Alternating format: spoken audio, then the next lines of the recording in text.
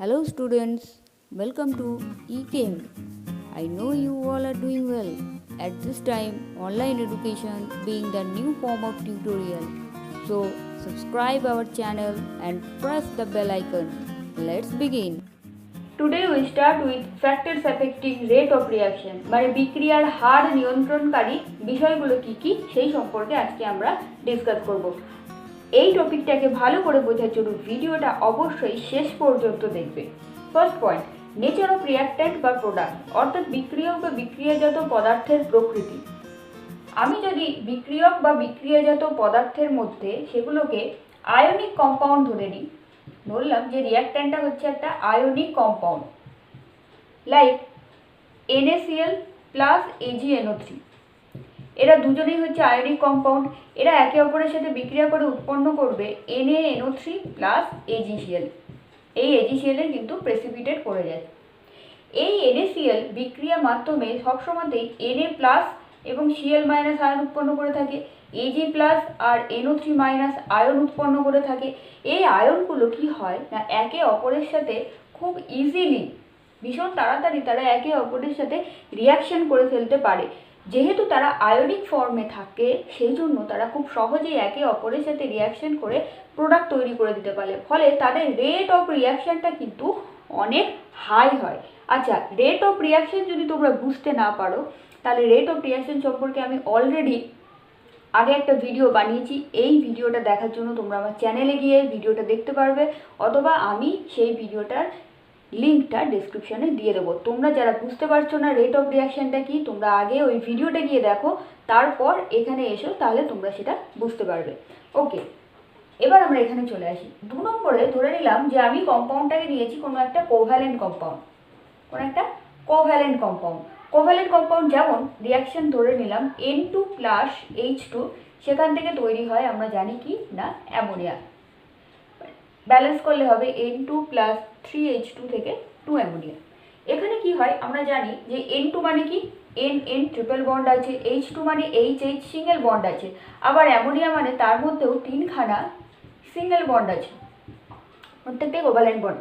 তাহলে নাইট্রোজেনকে এই বন্ডিংটাকে ভাঙতে হবে, হাইড্রোজেনকেও এই বন্ডিংটা ব্রেক করতে হবে, তবেই তারা এই নতুন বন্ড ফর্মেশনটা কিন্তু তৈরি করতে পারবে।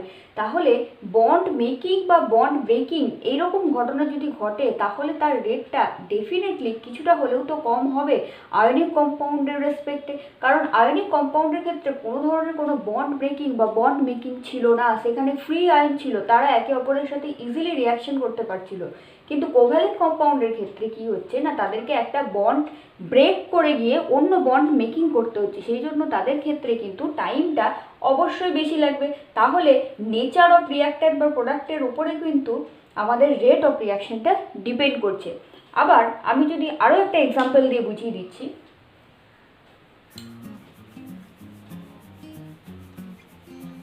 কোভ্যালেন্ট কম্পাউন্ডের মধ্যেও আবার দেখো যেমন NO প্লাস O2 এর যদি বিক্রিয়া করে তাহলে উৎপন্ন করে 2NO2, যদি আমি ব্যালেন্স করে দিই, আবার COO2 2CO2।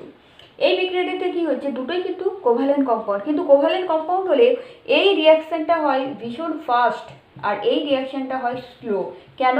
কারণ এদের গঠন বা স্ট্রাকচারের উপরেও ডিপেন্ড করেও কিন্তু আমাদের রেট অফ রিয়াকশনটা ডিপেন্ড করে যাচ্ছে, কারণ এদের দুটো কোভ্যালেন্ট কম্পাউন্ড হলেও এরা কিন্তু দুজনের ডিফারেন্ট স্ট্রাকচার বলে তাদের এই রিয়াকশনটা করার যে মেকানিজম সেটাও ডিফারেন্ট হচ্ছে, ফলে একটা রিয়াকশন ভীষণ ফাস্ট হচ্ছে, আবার একটা রিয়াকশন কিন্তু স্লো হচ্ছে। আচ্ছা, আর একটা বলে রাখি এর ক্ষেত্রে, যেমন ধরো যদি কোনো জিনিস আমি যে রিঅ্যাক্ট্যান্ট বা প্রোডাক্ট নিচ্ছি তারা যদি হোমোজিনিয়াস হয়, হোমোজিনিয়াস মানে কি একই ধরনের একই টাইপের, এদের রেটও অলওয়েজ গ্রেটার হবে যে কোনো হেটারোজিনিয়াসের চাইতে। হেটেরোজেনিয়াস কম্পাউন্ডের চাইতে। যদি একটা হোমোজিনিয়াস রিঅ্যাক্ট্যান্ট নিই আর একটা হেটেরোজেনিয়াস রিঅ্যাক্ট্যান্ট নিই, তাহলে আমরা দেখব যে হোমোজিনিয়াস একই টাইপের মধ্যে রিয়াকশান অনেক তাড়াতাড়ি হবে দেন ডিফারেন্ট টাইপের মধ্যে রিয়াকশান। তাহলে এটা হচ্ছে যে আমাদের রেট অফ রিয়াকশানটা কীরকমভাবে রিয়াক্ট্যান্ট বা প্রোডাক্টের নেচারের উপরে ডিপেন্ড করছে সেটা কিন্তু আমরা বুঝতে পারলাম। এরপরে আমরা চলে যাব সেকেন্ড পয়েন্টে। সেকেন্ড পয়েন্ট হচ্ছে যে surface area of the reactant. কি বললাম? সারফেস এরিয়া অফ রিঅ্যাক্ট্যান্ট মানে হচ্ছে যে বিকারক পদার্থটাকে আমরা নিচ্ছি তার পৃষ্ঠতলীয় ক্ষেত্রফলের উপরে কিভাবে ডিপেন্ড করছে। দেখো, পৃষ্ঠতলীয় ক্ষেত্রফল বলতে যে যদি দেখা যায় যে সারফেস এরিয়াটা রিঅ্যাক্ট্যান্টের সারফেস এরিয়া যত বাড়বে আমাদের রেট অফ রিয়াকশানটাও কিন্তু ততটাই বাড়বে। কেন? কারণ সারফেস এরিয়া বাড়ার সঙ্গে সঙ্গে রেট অফ রিয়াকশানটা বেশি বাড়বে। এটার কারণ হচ্ছে যে যত সারফেস এরিয়া বাড়তে থাকবে আমাদের যে অণু পরমাণুগুলো রয়েছে, যে কম্পাউন্ড আমি নিয়েছি, যে রিয়াক্ট্যান্ট আমি নিয়েছি, তার অণুগুলো একে অপরের কন্ট্যাক্টে অনেক বেশি আসতে পারবে। তার ফলে কি হবে? তাদের রিয়াকশান করার টেন্ডেন্সিটাও অনেক বেশি হবে। তার ফলে রেট অফ রিয়াকশানটা আমার বেড়ে যাবে। যেমন এক্সাম্পল দিয়ে বুঝিয়ে দিই, আমরা 11-এ পড়েছি এই রিয়াকশানটা, এটাকে বলা হয় বার্জ রিয়াকশান বা বার্জ রিয়াকশান। এই রিয়াকশানে কি হয় না, CH3 প্লাস 2Na, এটা হচ্ছে আমাদের বার্জ রিয়াকশান। এই রিয়াকশানে যে সোডিয়ামটা ইউজ করা হয়, এই সোডিয়ামটাকে কিন্তু পাউডার ফর্মে ইউজ করা হয়। একে কিন্তু একটা বড় দানার আকারে ইউজ না করে আমি কি করি না, এই সোডিয়ামগুলোকে পাউডার ফর্মে ইউজ করা হয়। পাউডার ফর্মে যখন সে চলে যাবে তখন তার সারফেস এরিয়াটা অনেক বেশি হয়ে যাবে। যদি কোনো জিনিসের সারফেস এরিয়া বেড়ে যায় তাহলে তার রেট অফ রিয়াকশানটা বেড়ে যাবে। যত সারফেস এরিয়া বেড়ে যাবে সোডিয়ামগুলো তত সহজে এই মিথাইল আয়োডাইডের সংস্পর্শে আসতে পারবে, তাদের কন্ট্যাক্টে আসতে পারবে, ফলে এই বিক্রিয়ার ক্ষেত্রে রেটটাও কিন্তু তত বাড়বে। এর পরের পয়েন্ট হচ্ছে আমাদের টেম্পারেচার বা উষ্ণতা। টেম্পারেচারের উপরে কিভাবে ডিপেন্ড করে। দেখো, আমরা জানি যে কোনো ধরনের রিয়াকশান, আমরা থার্মোডাইনামিক্সে 11-এ পড়েছি যে রিয়াকশান মেইনলি দুটো টাইপের হয়, দু ধরনের রিয়াকশান হয়। একটাকে বলা হয় এক্সোথার্মিক রিয়াকশান, এক্সোথার্মিক মানে হচ্ছে তাপদায়ী বিক্রিয়া। আর একটাকে বলা হয় এন্ডোথার্মিক রিয়াকশান। এক্সোথার্মিক বা এন্ডোথার্মিক যে টাইপেরই হোক না কেন, দুই ধরনের রিয়াকশানের ক্ষেত্রেই কিন্তু রেট অফ রিয়াকশানটা বেড়ে যায় যদি টেম্পারেচারটাকে বাড়ানো হয়। ন্যাচারালি দেখা গেছে যে যদি টেম্পারেচারকে বাড়ানো যায় তাহলে আমাদের রেট অফ রিয়াকশানটা প্রায় দ্বিগুণ হয়ে যায়। অর্থাৎ প্রতি 10 ডিগ্রি সেন্টিগ্রেড টেম্পারেচার যদি বাড়ানো যায় তাহলে দেখা যায় যে তার রেটটা আগে যা ছিল পরের রেটটা প্রায় ডবল বা ট্রিপলও হয়ে যেতে পারে। কিন্তু সেটা সব ক্ষেত্রে নয়, কখনো কখনো সেটাকে আমরা দেখে থাকি। যে তার মানে আমরা এখান থেকে পেলাম যে যদি আমরা টেম্পারেচারকে বাড়িয়ে দিই তাহলে আমাদের রেট অফ রিয়াকশান বাড়বে। টেম্পারেচার বাড়ালে কি হয়, যত টেম্পারেচার বেড়ে যায় আমাদের যে রিয়াক্ট্যান্টগুলো রিয়াকশানে পার্টিসিপেট করছে তাদের অ্যাক্টিভেশন এনার্জিটা অনেক তাড়াতাড়ি পাওয়া যায়। এরকম ধরনের একটা গ্রাফ হয়, যে গ্রাফে কী হচ্ছে না, এটা হচ্ছে আমাদের রিয়াক্ট্যান্ট আর এটা হচ্ছে আমাদের প্রোডাক্ট। তারা এইরকমভাবে রিয়াকশানে পার্টিসিপেট করে। এটা হচ্ছে ট্রানজিশন স্টেট। এই ট্রানজিশন স্টেটে পৌঁছানোর জন্য এদিকে আমাদের থাকে এনার্জি আর এদিকে থাকে প্রোগ্রেস অফ রিয়াকশান। আচ্ছা, এবার এখানে আমি যত এনার্জিটা বাড়িয়ে দেব, এই গ্যাপিং যতটা ছিল, আগে যতটা গ্যাপিং ছিল, এই গ্যাপিংটা দেখো একবার যদি আমি রিয়াক্ট্যান্টের এনার্জিটাকে বাড়িয়ে দিই তাহলে তো এই রিয়াক্ট্যান্টের এনার্জিটা এখান থেকে আরও উঁচুতে উঠে যাবে। ধরে নাও আরও উঁচুতে উঠে গেল, তাহলে কী হবে, তাকে এই গ্যাপিংটা কভার করতে এখন অনেক কম টাইম লাগবে। সেই জন্য যত আমি রেট অফ রিয়াকশানের ক্ষেত্রে আমি যত এনার্জি বাড়াবো আমাদের কিন্তু রিয়াকশান রেটটা তত বাড়তে থাকবে। বোঝা গেল? আশা করি এটা তোমরা বুঝতে পেরেছো। এই গ্রাফ সম্পর্কে এগুলো আমরা আরও একটু পরে আমরা জানবো, আরএনএস ইকুয়েশন, অ্যাক্টিভেশন এনার্জি, এগুলো আমরা আস্তে আস্তে যাবো, সেখানে গিয়ে তখন আমরা বুঝতে পারবো। তাহলে রেট অফ রিয়াকশন কিন্তু টেম্পারেচারের উপরে ডিপেন্ড করে। আচ্ছা, 4 নম্বর পয়েন্ট আমরা চলে যাই, সেটা হচ্ছে intensity of light. Intensity of লাইটের তীব্রতার উপরেও কিন্তু ডিপেন্ড করে। সব ক্ষেত্রে নয়। যেমন এটা মেনলি ডিপেন্ড করে যদি কোনো রিয়াকশান ফটোকেমিক্যাল রিয়াকশান হয়, ফটোকেমিক্যাল রিয়াকশানের ক্ষেত্রে এগুলো বেশি হয়, বা ফটোসেন্সিটিভ রিয়াকশানের ক্ষেত্রেও এগুলো হয়, যে লাইটের উপরে কিন্তু রিয়াকশানটা লাইটের উপরে ডিপেন্ড করে হয় যে রিয়াকশানটা আদৌ ঘটবে নাকি ঘটবে না। যদি কোনো ফটোসেন্সিটিভ রিয়াকশন হয়, যেমন আমরা জানি যে সালোক সংশ্লেষ বিক্রিয়াতে কি হয় যে যদি সূর্যালোক না থাকে তাহলে কিন্তু সালোক সংশ্লেষ বিক্রিয়াটাই হবে না, যতই না আদার্স জিনিস থাকুক। কাজেই আমরা জানি যে যদি সূর্যালোক না থাকে সেই রিয়াকশানটা ঘটবেই না। সেই জন্য লাইটের উপরেও কিন্তু রিয়াকশানটা ডিপেন্ড করে, ইন্টেন্সিটি অফ লাইটের উপরেও কিন্তু ডিপেন্ড করে। যেমন আমরা একটা রিয়াকশান জানি, এটাও আমরা 11-এ পড়েছিলাম, H2 + Cl2, এ কি করবে, উৎপন্ন করবে 2HCl। এই রিয়াকশানটার জন্য আমরা জানি এখানে লাগে যেটা, সেটা হচ্ছে Hν মানে কি, Hν মানে হচ্ছে ফোটন কণার প্রয়োজন হয়। তাহলে এখানে ইন্টেন্সিটি অফ লাইট, যদি আমি ইন্টেন্সিটি অফ লাইটটাকে বাড়িয়ে দিই তাহলে এই রিয়াকশানটা আরও তাড়াতাড়ি ঘটবে, আর যদি লাইটের ইন্টেন্সিটিটাকে আমি কমিয়ে দিই তাহলে কিন্তু রিয়াকশানটা আরও স্লো ঘটবে। আচ্ছা, এই রিয়াকশানটা কীভাবে ঘটে আমরা কিন্তু এগুলো সব 11-এ পড়েছি। এটা হচ্ছে ফ্রি র্যাডিক্যাল মেকানিজমের মাধ্যমে কিন্তু ঘটে, মুক্তমূলক পদ্ধতিতে এই রিয়াকশানটা কিন্তু ঘটে থাকে। তাহলে আমরা বুঝতে পারলাম এখান থেকেও যে ইন্টেন্সিটি অফ লাইট বা লাইটের উপরেও কিন্তু ডিপেন্ড করে আমাদের রেট অফ রিয়াকশানটা। আর এর পরের পয়েন্ট হচ্ছে যে ফিজিক্যাল স্টেটের উপরেও কিন্তু রেট অফ রিয়াকশানটা ডিপেন্ড করে, ফিজিক্যাল স্টেটের উপরেও ডিপেন্ড করে। কীরকম, যেমন এই রিয়াকশানটাতে আমরা দেখলাম যে H2 কি আছে, গ্যাসিয়াস স্টেটে আছে, Cl2 কি আছে, গ্যাসিয়াস স্টেটে আছে। তার মানে গ্যাসিয়াস স্টেটে আছে না সে লিকুইড স্টেটে আছে না সলিড স্টেটে আছে তার উপরেও ডিপেন্ড করে কিন্তু যে রেটটা কীরকম হবে। যদি পদার্থগুলো গ্যাসিয়াস স্টেটে থাকে তাহলে তার রেট সবথেকে বেশি, তারপরে আসবে লিকুইড স্টেটে, আর তারপরে আসবে সলিড স্টেটে।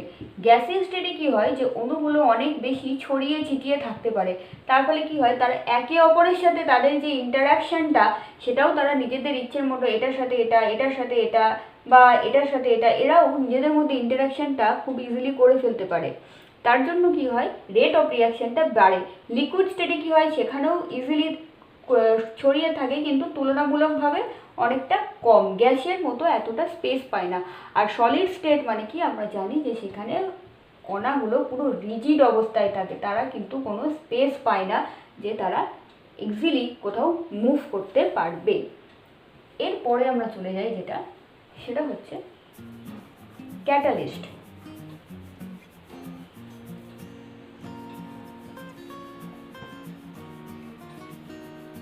এর পরের পয়েন্ট হচ্ছে যেটা, সেটা হচ্ছে ক্যাটালিস্ট। ক্যাটালিস্ট মানে কি, অনুঘটকের উপরে কিভাবে নির্ভর করে।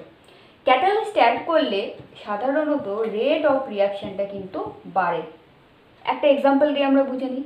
যেমন আমরা ছোটোবেলাতে এগুলো নিচু ক্লাসের রিয়াকশানগুলো পড়েছি, 2KClO3, এখান থেকে উৎপন্ন হয় 2KCl + 3O2। এটা হচ্ছে অক্সিজেন প্রিপারেশনের রিয়াকশান, যেটা আমরা নিচু ক্লাসে পড়েছি।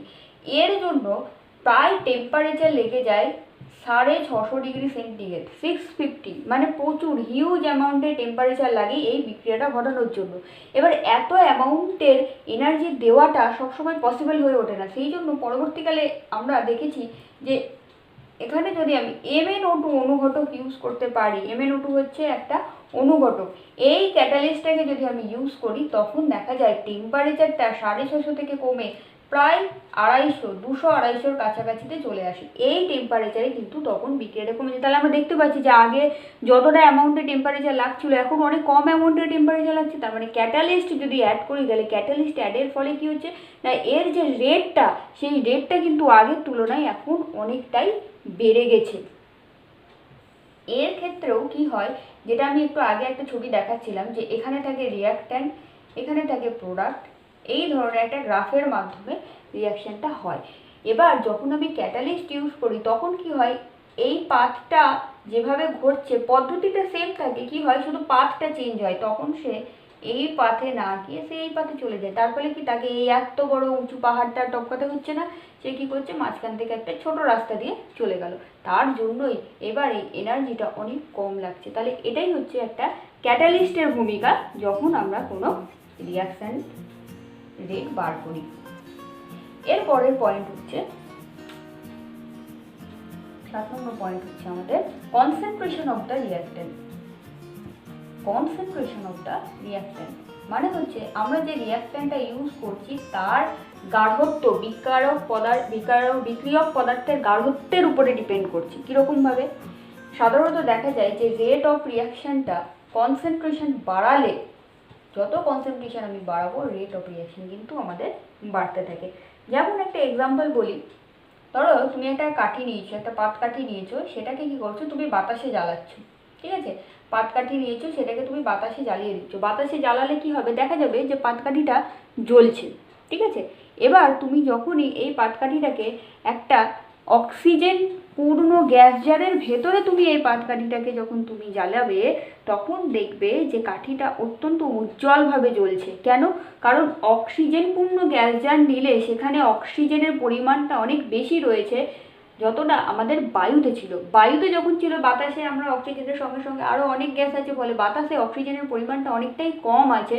দেন একটা শুধুই যদি আমি একটা অক্সিজেন পূর্ণ একটা গ্যাস জারের ভেতরে এটাকে নিই, তাহলে সেখানে দেখা যাবে যে তার রেটটা অনেক বেশি হচ্ছে।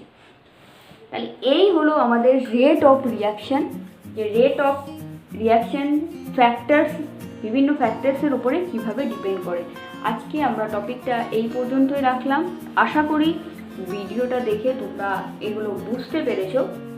কোনো ডাউট বা কোয়ারিজ থাকলে অবশ্যই কমেন্ট সেকশানে জানাও, এবং ভিডিওটা কেমন লাগলো সেটাও কিন্তু জানাতে ভুলো না। ভিডিওটাকে এখনই লাইক করো, শেয়ার করো বন্ধুদের সঙ্গে, আর হ্যাঁ, চ্যানেলটাকে সাবস্ক্রাইব করে দিতেও কিন্তু ভুলো না। Thank you, bye by.